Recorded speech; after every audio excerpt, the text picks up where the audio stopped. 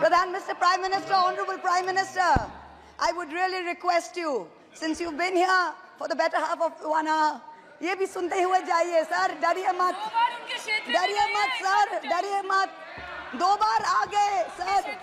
You came to my area twice during the campaign, sir. आज तो सुन के जाइए sir. Never mind, my bad luck. Honorable Speaker, sir, Rahul. Sir, Honorable Speaker, sir, my esteemed colleagues in this newly constituted 18th Lok Sabha, I stand here on behalf of my party, the All India Trinamool Congress.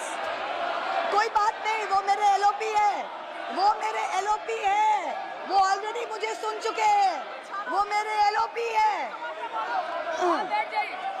Honorable Speaker, sir, my esteemed colleagues, in this 18th Lok Sabha, I stand here on behalf of my party, the All India Trinamool Congress, to speak on the Honorable President's address. The last time I stood here, sir,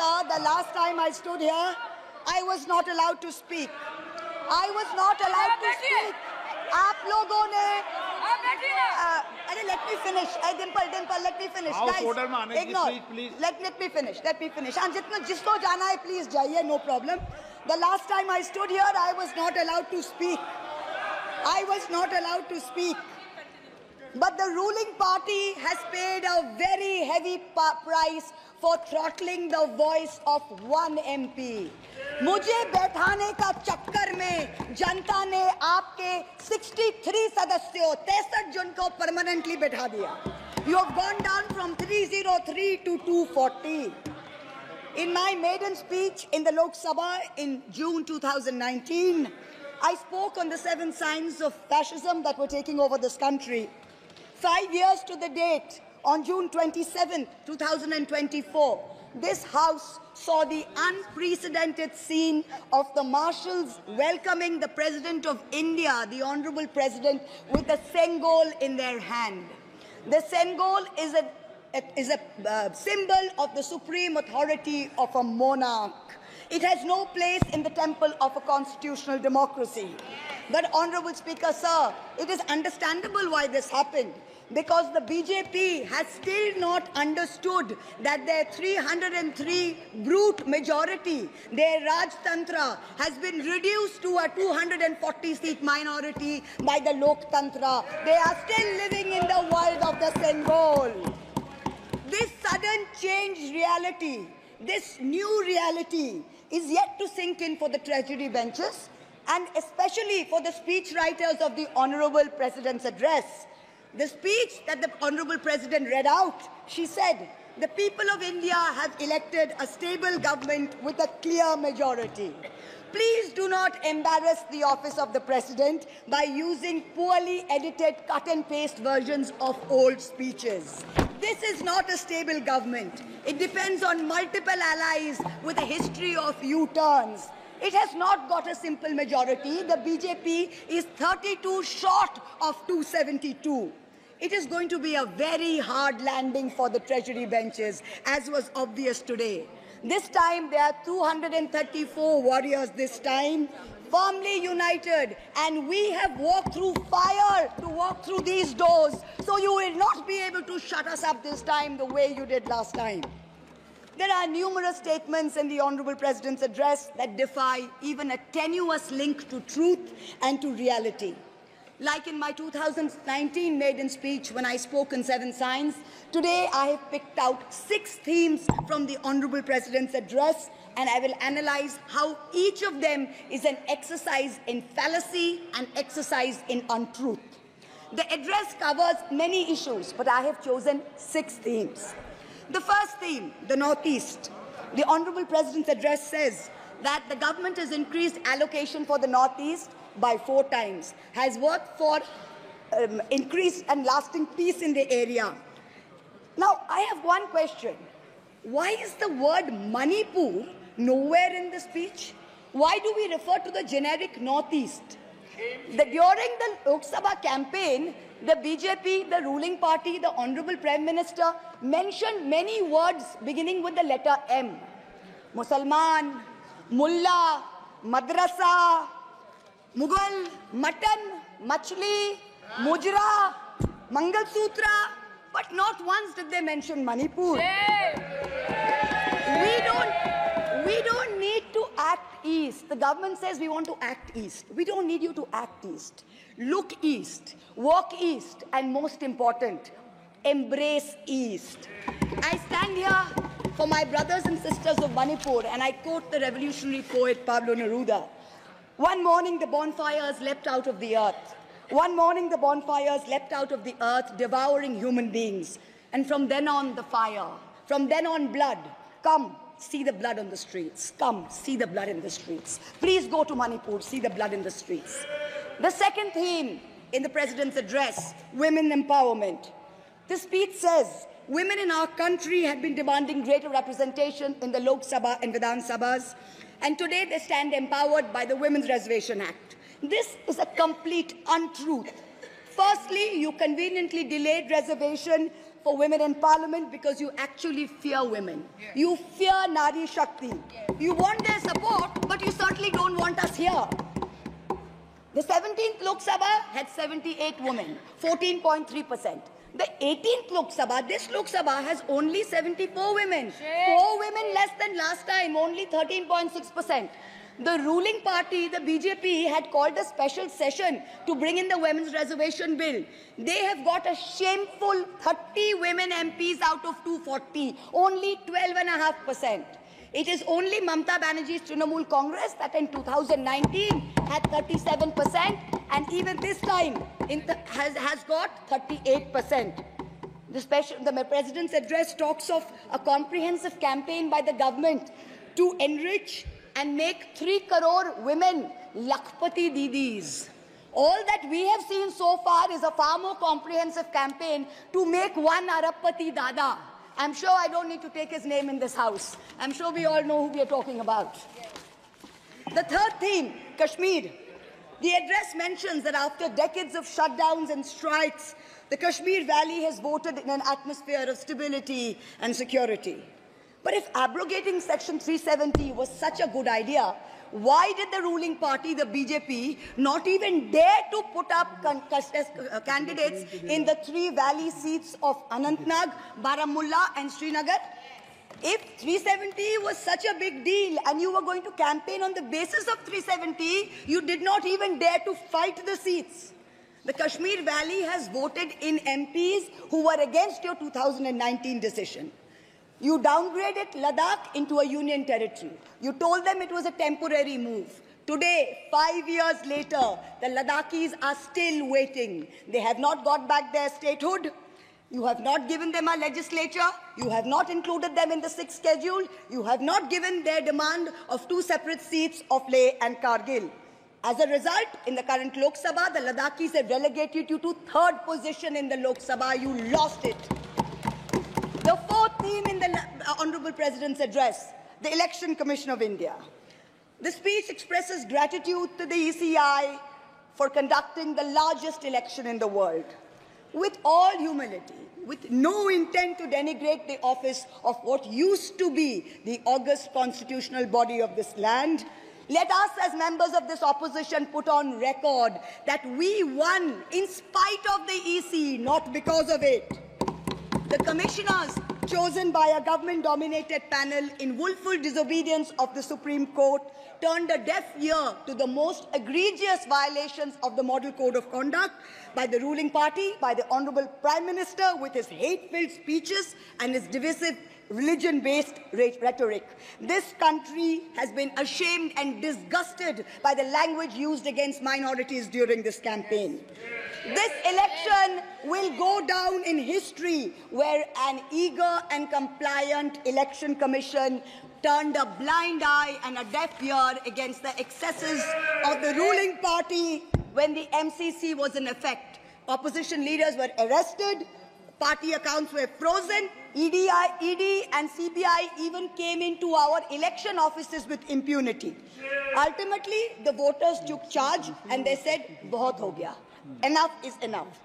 The 5th theme, and here I have to commend the speechwriter's very dark, almost macabre sense of humor. The Indian Railways, aviation and infrastructure. The address says that work on the Ahmedabad-Mumbai bullet train is going on at a fast pace, and Indian Railways is doing feasibility studies for bullet train corridors in the north, in the south, in the east of India.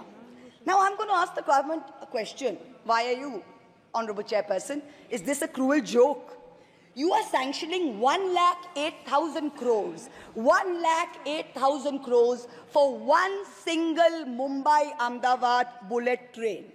A basic high-speed rail network costs 200 crores per kilometer.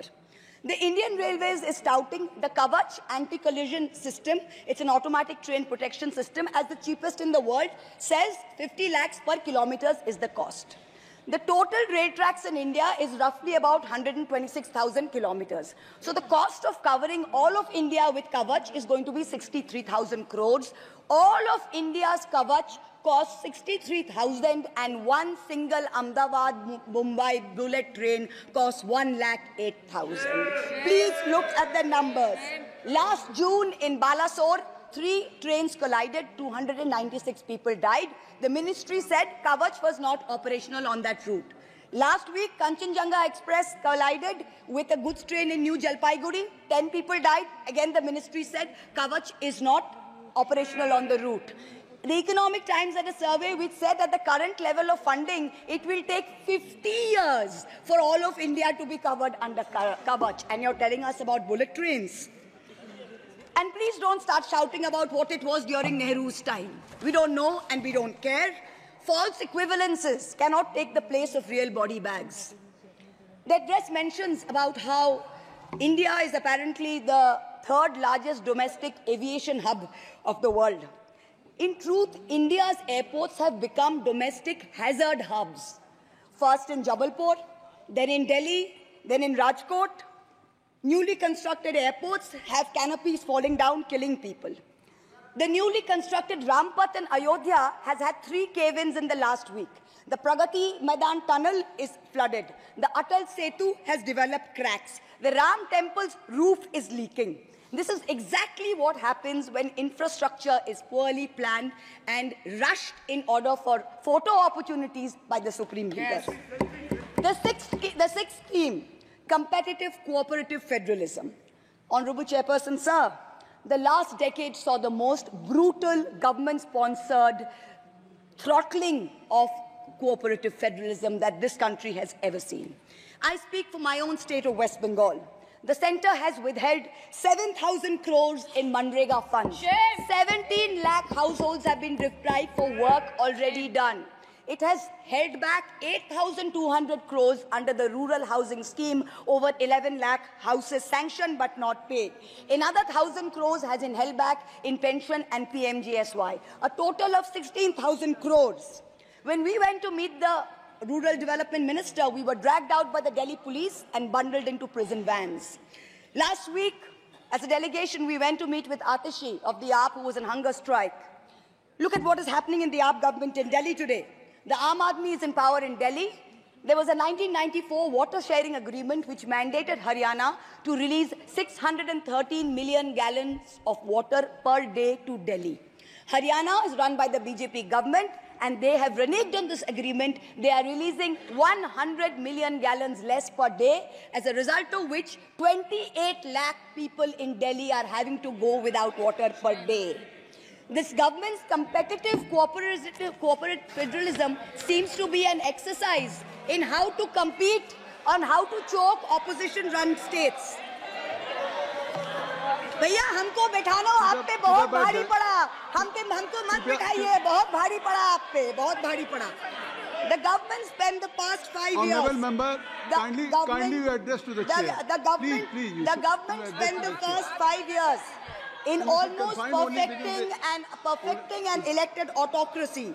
And by the end of 2023, this government had reached the pinnacle of their arrogance, where this parliamentary democracy was replaced by a monstrous super cult, the cult of the supreme leader, the non-biological leader born of the Paramatma, who stood in this house and proclaimed, "Abke baar 400 par, and ek akela kitno pe bhari pada." This was the turning point. This was the turning point when the destiny of the ruling party changed. whether in Greek mythology, whether in Indian mythology, if you act with arrogance towards the gods, you will be punished.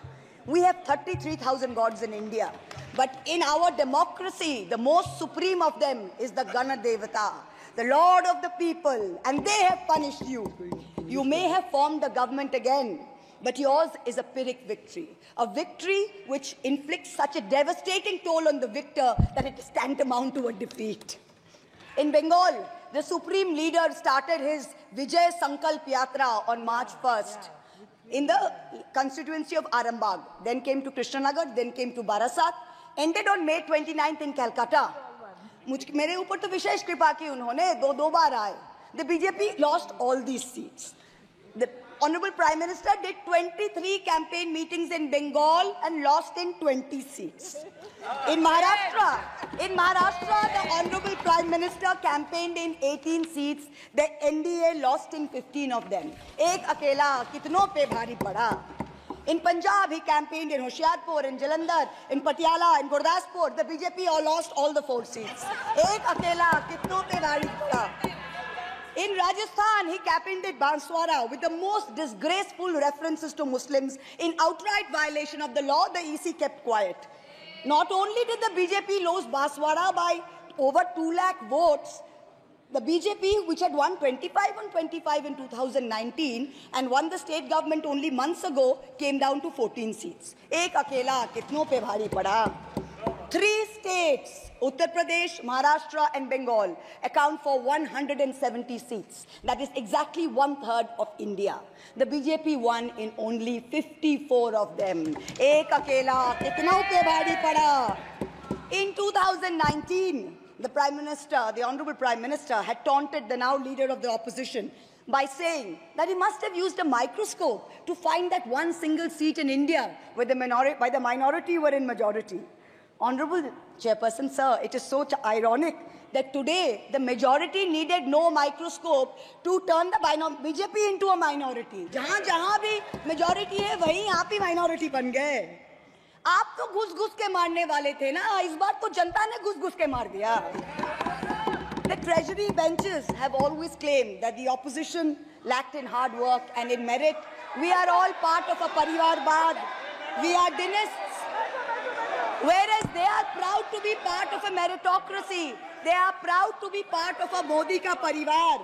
How ironic is it today that 20 ministers in the union cabinet are dynasts? How ironic is it that the Honorable Prime Minister has to take to social media himself to tell people that no, it is not Modi ka parivar, it is NDA, the Nitish Naidu Dependent Alliance. In January, the Honorable Prime Minister consecrated the unfinished Ram temple in Ayodhya. He said he was tasked with the divine duty of bringing Ram Lalla home. The Ram Mandir was going to ensure that not only would the BJP cross 400 seats, but that this government would last 1,000 years. The last time in history that we heard of a 1,000-year vision was during the Third Reich. This was the second time that we've heard of it. But then ultimately, Lord Ram said, stop, not in my name. Oti dorpe hoto Lanka. Too much arrogance, too much pride caused you to lose the kingdom of Lanka. The BJP lost in Ayodhya, Faizabad, where the temple is. It lost in Banda Chitrakoot, where Lord Ram meditated. It lost in Shravasti, where the son of the Honorable Prime Minister's ex-secretary said, my father has built the temple, campaigned in his name, you lost there. All the seats around Ayodhya, Basti, Sultanpur, Ambedkar Nagar, the BJP lost. ये तुम लोगों के नाम जपों में पहले सा आराम नहीं. ये तुम लोगों के नाम जपों में पहले सा आराम नहीं. जबरदस्ती के जय श्री राम में सब कुछ है, पर राम नहीं. जबरदस्ती के जय श्री राम में सब कुछ है, पर राम नहीं. Today in India, there are 2 types of leaders. Those of us who come via the voting machine, and then there are many who come via the washing machine. There are still people who say, wait, you don't know Modi ji. Wait 6 months and see. The BJP will get 300 members. To them I say, no, this will not happen this time. Because every potential turncoat will have to choose between temporary greed of fear and between permanently becoming politically irrelevant. So you can offer you can accept a temporary offer of a ministry, you can accept a temporary settlement of an existing trumped-up CBI or ED case, and you can switch parties. But when you go back to the electorate will punish you. Most turncoats have been punished by the electorate. Also this time, India has very large, solid bloc components. The Congress has 100 seats. SP has 37 seats. Trinamool has 29 seats. DMK has 22 seats. NCP and UPTA have 17 seats. So this is not a ragtag bunch of members that you can lure away. This is a solid bloc. So yes, it's a question of time. But the question is not whether they will get 300. The question is when people will join us and we will cross 272. The ruling party's politics have always been along the lines of religious hate and ethnic divisiveness. But even at the height of their power, when they got 303 seats, 1 out of 2 Hindus had not voted for the BJP. This time, even in their core Hindi heartland, their core voters have deserted them. The Muslims in India, over 250 of them, called infiltrators, called terrorists in the land of their birth, waited silently, patiently, and bided their time. And in one voice during this election, in every state, they stood up and they told the government, and I quote the poet Puneet Sharma, "Hindustan se mera seedha rishta hai. Tum kaun ho be? Tum kaun ho be? Kyun batlau tumko kitna gehra hai?" The Dalits, whom the BJP paid lip service to for so many years, realized that even the talk of 400 seats meant that Baba Sahib Ambedkar's constitution was in danger, and they deserted the party. The Marathas, whom the BJP coalition had tried so desperately to woo, realized that their promises were worth nothing. The BJP and its allies lost 7 out of 8 seats in Marathwad. The Jats, the careers of their youth at risk with this ill-conceived Agniveer scheme, their farming livelihoods threatened, their female wrestlers manhandled. They vented their ire at the ballot box. Ultimately, it was the BJP's policies of exclusion, not inclusion. You wanted to exclude everybody, and that was your undoing. You didn't need Muslims. You trampled on Dalits. You ignored farmers. You ignored Jats. You marginalized Kashmiris. Well, they consolidated their voice during this election pan-India, and today they don't need you. That's the message they've given you during this election. ये देश ही अपना हासिल है जहां राम प्रसाद भी बिस्मिल है. मिट्टी को कैसे बांटोगे? सबका ही खून तो शामिल है. That's what they said. You can't divide us. You can't do it anymore. This new India, this new frame of reference is going to be very hard for a lot of interest groups. Perhaps the first casualty is the legacy media. The Godi media was its own worst victim. The brown-nosing TV anchors and online trolls lied, spread fake information, amplified the government's propaganda. So-called psephologists who actually had printing contracts from the government of India were on TV 24/7 acting like the election was a done deal. There was no need for voting. The BJP had already won. Media moguls organized conclaves where they prostrated themselves before the Vishwa Guru. Anchors used staged interviews and set up scripts. In short, the media had lost all credibility. So when you asked the people during surveys which way they voted, they didn't trust you and they didn't tell you the truth, which is why you got it wrong. Ram Kamal Jha, the editor of the Indian Express, remarked that some media owners were so comfortable on their knees that it hurts to stand up. To them we say, please stay where you are. There is a new generation of journalists in India today with spine, with integrity, and with courage. A media you have done your best to silence with fake cases and attempts and censorship, but they have survived and they will thrive in the digital space. I will also touch upon another pillar in our democracy, the judiciary. 2 days ago, the Honorable Chief Justice of India, while on a visit to Calcutta, remarked that judges were not deities. They are here to dispense justice with compassion. Just as one can't be partly pregnant, you either are or you're not, justice and democracy too must be absolute. They cannot partly be in effect. The retirement age for High Court justices is 62. and the retirement age for Supreme Court judges is 65. Now, this has unfortunately contributed to High Court judges kowtowing to the Supreme Court Collegium and to the government for a last-minute elevation to be able to serve for 3 more years and then qualify for further sinecures, such as the head of the Lokpal, the head of the National Human Rights Commission, chairman of various tribunals. It has come to such a state that opposition leaders framed in politically motivated cases are denied and bail and denied justice simply because judges are even scared to touch their case for fear of offending the government. Today I say, the poorest people in India who have perhaps the most to lose from offending the government in power, they have shown spine and risen to the occasion. Your lords and ladyships, heed thy inner voice, have a spine, rise to the occasion. 7 months ago, on the 8th of December, this house was transformed into a Kuru Sabha, presided over by a blind Dhritarashtra, where Dushrasan Darbaris made every attempt to disrobe Draupadi. The Ethics Committee that voted to recommend my expulsion on the 9th of November, they voted 6-4, had 10 members and 1 chairperson. Of the 5 Lok Sabha members from the BJP, 4 have not returned to the House. The chairperson, a BJP member, has also not returned. The Congress turncoat from Punjab who voted against has also not returned. The BJP lady MP from Maharashtra who started the debate in the House on behalf of the BJP has also lost. Much like Lord Krishna protected Draupadi, the people of Krishnanagar have protected me. In the last year, a lot of people look at me and say, oh, Mahua, you must have lost a lot. You lost your membership, you lost your house. And by the way, I also lost my uterus due to a surgery. But you know what I gained? I gained what Rahulji said, the freedom from fear. I do not fear you. Yes. I will see the end of you.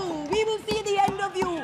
Your ED, your CBI, your income tax, your trolls, your media, your bought-out judges, nobody can scare us. The people of India are patient. They will wait patiently for this government to fall.